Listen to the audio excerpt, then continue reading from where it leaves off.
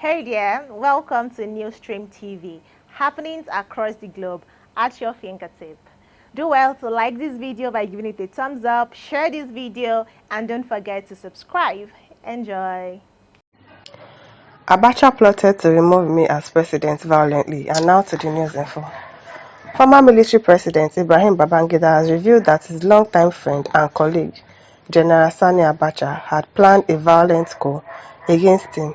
Babangida revealed this in his book, A Journey in Service, launched at the Transcorp Hilton Hotel, Abuja yesterday. The event attracted former presidents, military leaders and statesmen, captains of industries, diplomats from Nigeria and beyond. He blamed his then Chief of Staff, Abacha, who later toppled the transitional government led by Ernest Shonekon, was opposed to handing over power to civilian administration. He said, in this regard, other fundamental questions have arisen in my handling of General Abacha and the June 12 elections. If, as I said earlier, Abacha was a clog in the wheel of the transition to civil rule process and had plotted to remove me as president violently, why didn't we retire him to forestall the problems that later emerged? Who are you asking that question? Was there a pact between Abacha and me that he would succeed me? Was I afraid of him? Fearful for my life? Why didn't we neutralize the other known opposition forces to the transition process? Why didn't we take prompt actions against the ABN for interfering with the transition process in violation of Decree 19, which made it a criminal offense to hinder the transition? All these things then, they are past tense, because I don't understand. All these things that happened over 30 something years ago is what you are talking about now. I don't understand though. The answer to some of these questions are implicit in earlier sections of this chapter. Okay, that one is for people that will buy and read the book. No, there was no pact between Abacha and me. Yes, there were moments when my safety and the safety of all those dear to me were of concern, but the situation was so unstable that any wrong move on my part could have resulted in bloodletting. As I stated above, the military was so factionalized that any move against General Abacha at that time would have, to put it mildly, been problematic. So I kept hoping, again naively, it seems so in retrospect, that Abacha would fall in line and back the transition process. As humans, we have instincts, but we also have the innate ability to override them. In my judgment of Abacha, I allowed my instincts, and painfully so, to take a back seat. Ikpeme worked in my AGS chamber. Incidentally, the journey to the June 12 annulment began 2 days before the D-Day when a judge granted an injunction stopping the Electoral Commission from going ahead with the election. A group known as the Association of Better Nigeria (ABN), led by Otto Nzeribe, had filed the lawsuit. Babangida admitted in the memoir published by Bookcraft Limited that Nzeribe was close to him but denied supporting the activists of ABN. All this information, now what are we supposed to do with it? What is it supposed to solve? You are just trying to paint yourself as the good person. Oh, you didn't do anything wrong. Oh, you annulling the election is because you are trying to make things better. It's in the interest of everybody. We don't need all this information. What are you telling us now? It's in the past. From out of nowhere, on June 10, 2 days before the presidential election, the same shadowy group, ABN, which had been campaigning for an extension of military rule, approached the Abuja High Court and Justice Bassey Ekpeme for an injunction to stop NEC, National Electoral Commission, from conducting the elections, he said in his biography.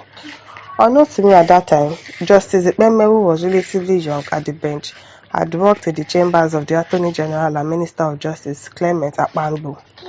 Strangely, Justice Ekpeme, in the dead of the night, in clear violation of Decree 13, which barred any court from interfering with INEC's conduct on scheduling of elections, granted the ABN an injunction stopping NEC from conducting the June 12 election. There was confusion everywhere indeed. Abeg, all these things, abeg, we don't need it. Dennis Levy says, if actually the General Sani Abacha planned a violent coup against you, what stopped you from eliminating Abacha, Abi? Because Nigerians remember too well that you were good at killing innocent civilians who involved themselves in public opinion against your tyranny, which is our civil right. Follow Bello said, it's too late to cry when the head is already off. It's already too late for all these stories. We don't need it. It's already too late to cry when the head is already off. Does he know how many lives were lost with a singular act? I'm telling you, do you know how many people lost their life? And now you are coming here to say that it was a very, very difficult decision for you to make. Blah, blah, blah. We don't need it, I beg. I will not forgive him because he terminated people's life untimely. I'm telling you. Titus Monday says, evil liar, leave Abacha alone to enjoy his hellfire until you join him there, Abi. Until you join him there. More culture Nnamdi says, that is wicked. If Abacha were alive today, Babangida will not have the liver to say all that he's saying today. I'm telling you, because the person is dead. He's not here to defend himself. Now you're saying that, oh, he planned a coup against you. Blah, blah, blah, blah, blah. I beg you. I believe in days to come, someone will respond to him. IBB knows that his days on earth is numbered, of course, and he is trying to mend face with God and mankind. Many families lost their lives, loved their loved ones because of this selfish mistake during the John 12 saga. I'm telling you, very, very selfish. Indeed, very selfish. Like, you are not something that somebody actually won, and you are here coming, they are clapping for you. It's the people that are clapping for you that I really even blame. Christopher Meribel says, a cocktail of blatant lies and vague submission. As usual, it will be applauded. Yes, now, they will clap. And promoted by his partners in evil and believed by the die-hard foes who revel in self-imposed ignorance. I'm telling you, those people there, I don't even know where they came from, clapping for somebody that did something so wrong. The other people should be saying that, oh, he should be arrested, even though he's 80-something years old. Probably because he's that old, that's why they are thinking, oh, they cannot arrest him. Well, more people can arrest him and let him face the consequences of his actions. Lemike Ifeanyi says, IBB has no excuse for not handing over to Abiola after the election. Yes, so it's just all this one is not just Awawi. It's part of the plan to retain power and sustain it in the north. Power was in his hand, very senior army general, and he had that Abacha planned coup against him. It is laughable. More were killed in his regime for plotting of coup. The question is, why was Abacha not arrested as usual and tried and executed? This is bullshit excuse. I'm telling you, bullshit. Bullshit, because Abacha is not here to defend himself. Now you're saying that you didn't kill him, you didn't do this, you didn't. I beg him. Ibrahim Olubenka says Southeast Oton Zeribe ABM. There is no past without present, and there is no present without future. I can remember vividly when Igbo traders in Lagos was solidly behind Abacha regime. Today, talking of marginalization, they forgot so soon. Their nefarious ways back then against Southwest brother. All I know is that Almighty Allah will judge each and every one accordingly. He is the God of earth and heaven. As we need to look forward and prepare, we also need to look backward and despair before we can get it right. Let's look at what has been done. That should not have been done. Not everything IBB said is the truth, and everything is not everything is a lie. But really, even if some are true, some are lie, what's the point?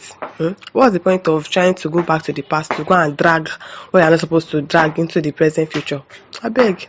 Olushola Davis says, I can categorically say that IBB is overrated. Abacha was smarter than him. Yeah? Ifeanyi says, I need a copy of this book. Very interesting. I love IBB till tomorrow. You will love him now. History reminding me of those days of the military in politics. Okay now. Go and buy the book. My listeners, over to you. Leave your thoughts in the comment section. Don't forget to like, to share, and subscribe. Thank you for listening. See you some other time. Bye.